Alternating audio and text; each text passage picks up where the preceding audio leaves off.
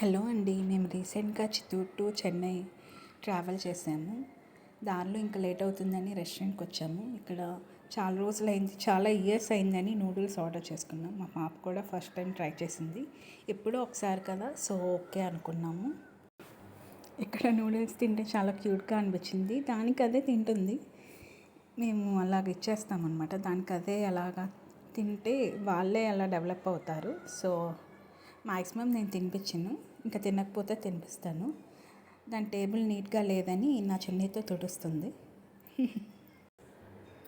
ఆ తర్వాత ఇక్కడ వెజిటేబుల్స్ లేవని వెళ్ళేటప్పుడే ఇంకా సూపర్ మార్కెట్కి వచ్చాం ఫ్రెష్ టుడేకి. ఇక్కడ ఫ్రూట్స్ అండ్ వెజిటేబుల్స్ తీసుకొని ఇంటికి వెళ్ళాము.